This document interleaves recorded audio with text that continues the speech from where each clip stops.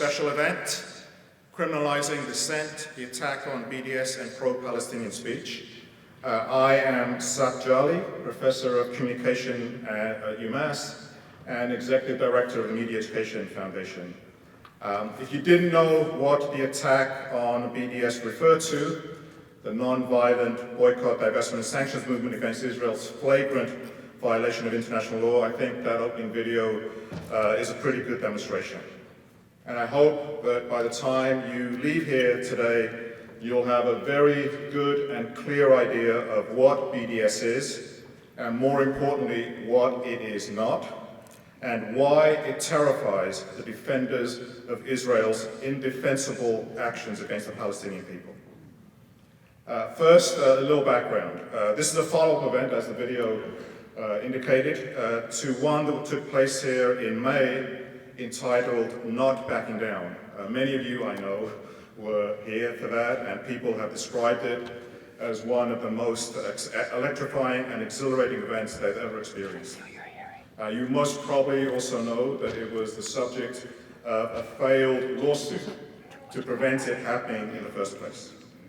So when we conceived of this follow-up event, we initially chose the subject matter as dealing with the close links of solidarity that exist between the African-American freedom struggle and the Palestinian freedom struggle.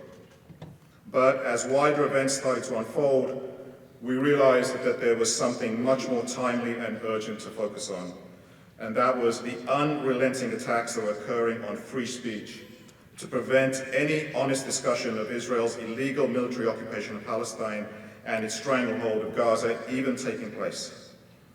In fact, speaking critically about the policies of the Israeli state towards Palestinians seem to be increasingly criminalized. As the opening video makes clear, the attacks were coming from everywhere, from Congress, from state legislators, from the corporate media, from the very White House itself.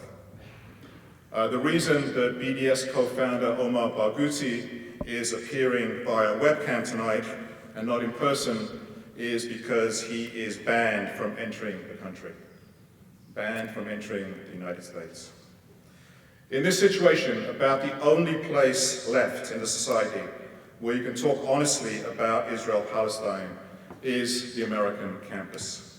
And it's for this reason that universities and colleges now are under a sustained right-wing attack to ban criticism of Israel on campus.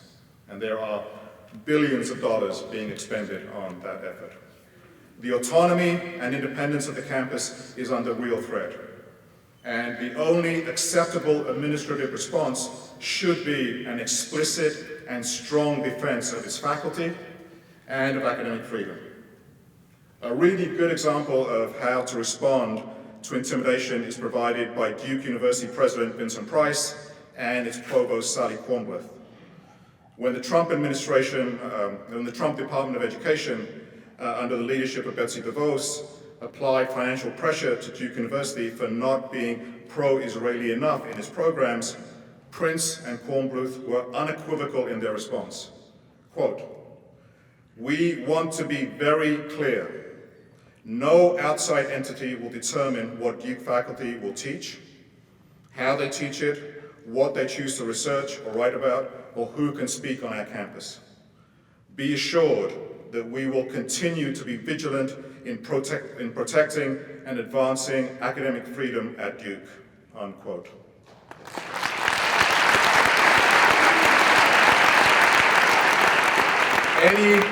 Any administrative response less forceful in this climate is a capitulation to reactionary forces. As one of my colleagues from Michigan remarked, one difference between a great university and a middling one is its staunch support of its faculty's freedom of expression.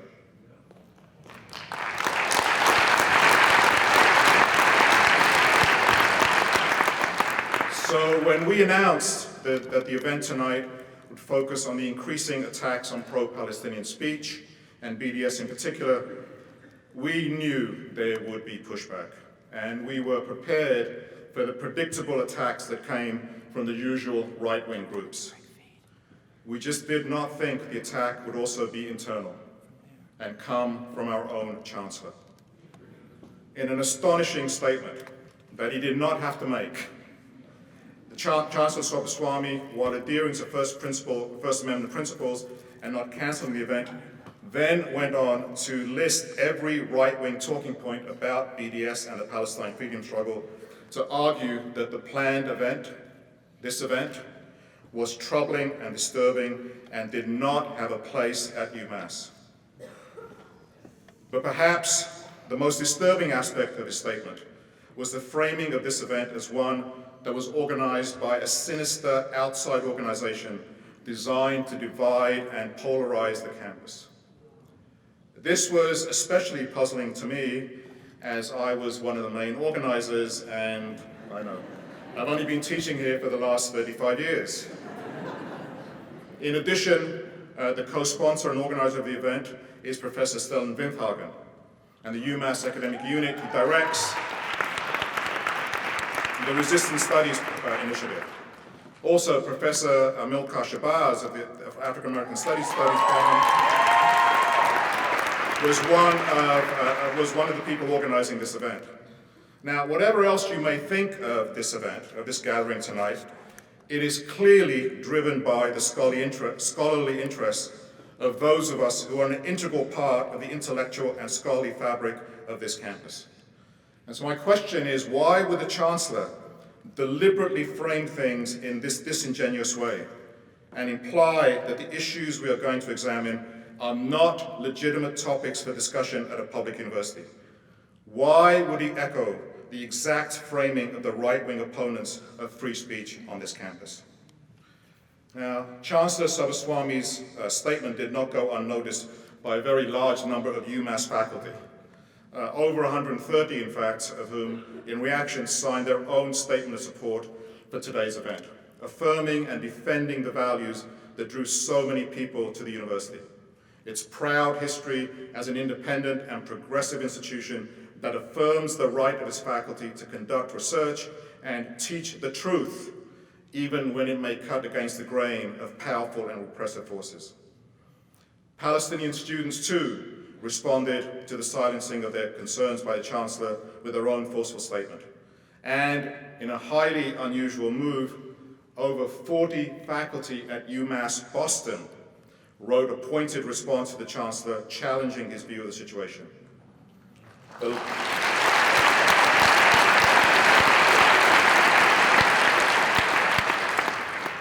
The local chapter of JVP, Jewish Voice for Peace, also directly challenged the idea that criticizing Israel's action was anti-Semitic and insisted their support for Palestinian human rights was a direct reflection of their deep Jewish values.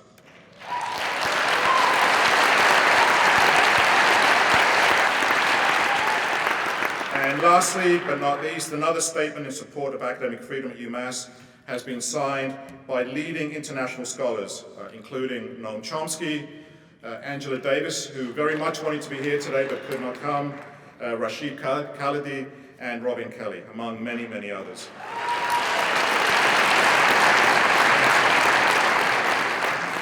And just today, the faculty union here, the MSP, the Massachusetts Society of Professors, just released a really powerful statement supporting this event and why it was so important for academic freedom.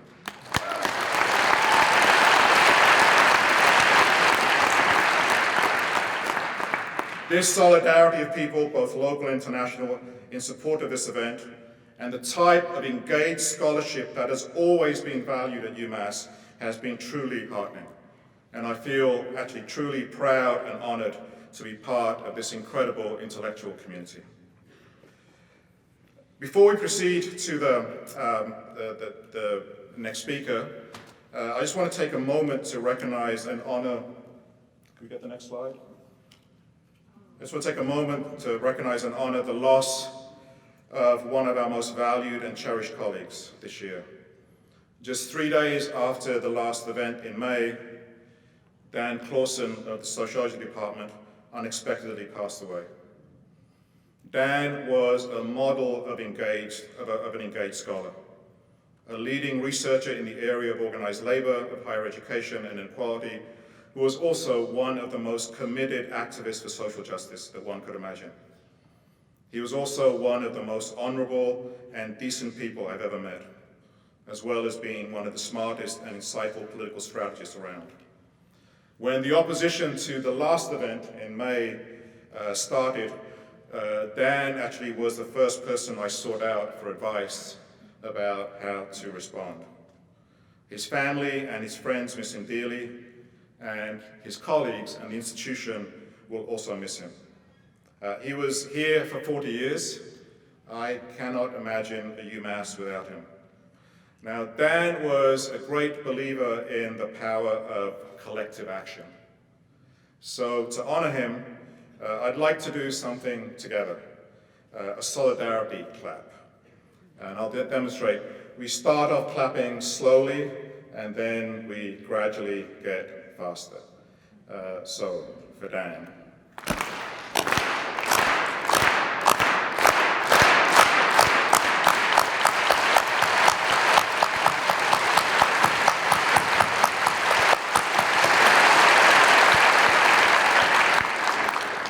Thank you. I think Dan would have been very happy at the event taking place today. Before we get started, I'd also like to acknowledge that today's event has been made possible because of the generous support of the Martin Broad Fund.